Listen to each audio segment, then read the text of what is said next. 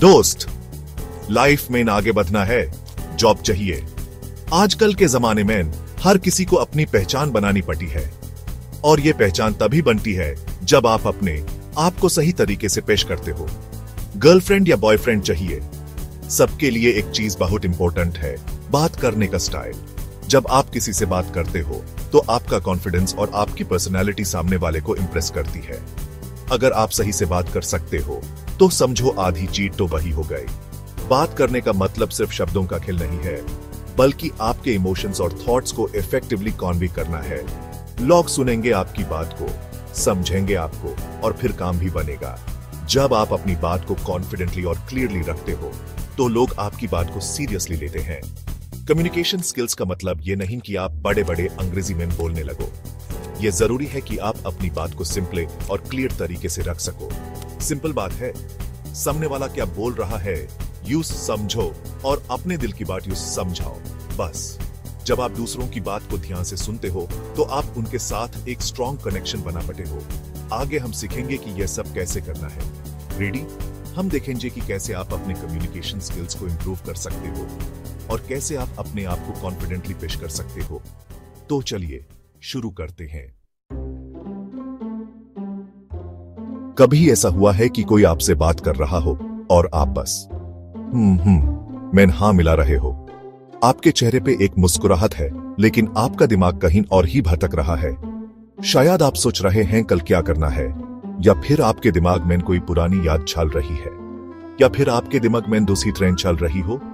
यह गलत है दोस्त। ऐसे में सामने वाले को लगता है कि आप उसकी बात में इंटरेस्टेड नहीं हो, और यह बात रिश्तों को कमजोर कर सकती है। एक्टिव लिसनिंग मतलब है सामने वाले से दिल लगा के बात करना। यह सिर्फ सुनना नहीं बल्कि समझना भी है। जब आप एक्टिवली सुनते हैं, आप अपने रिश्तों को मजबूत बनाते हैं। जब वो बोले तो यूं ध्यान से सुनो, अपनी आंखों से उसका चेहरा पढ़ो, उसकी बॉडी लैंग्वेज को समझो।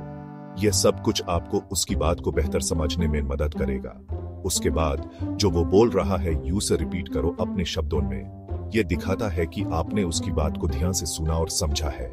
यह एक तरीका है अपनी बात को कन्फर्म करने का और सामने वाले को यह एहसास दिलाने का कि आप उसकी बात को महत्वपूर्ण समझते हैं। ऐसे सामने वाला को लगेगा कि आप सच में इंटरेस्टेड हो उसकी बात सुनने में। ये छोटी छोटी बातें आपके रिश्तों को गहरा बनाती हैं। तो अगले बार जब कोई आपसे बात करे तो सुनो भाई, सुनो।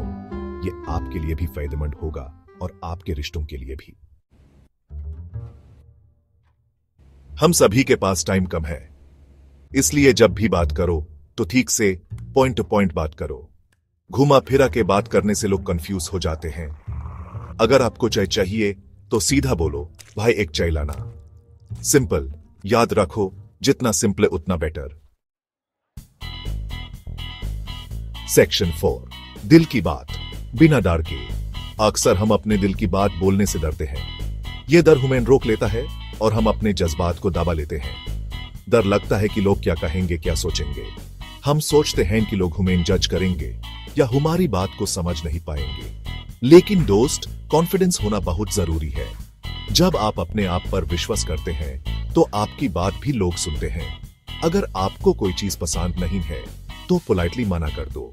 अपने जज्बात को इजाजत दो और अपने आप को इजाजत दो। अगर आपको कुछ चाहिए तो कॉन्फिडेंटली पूछो।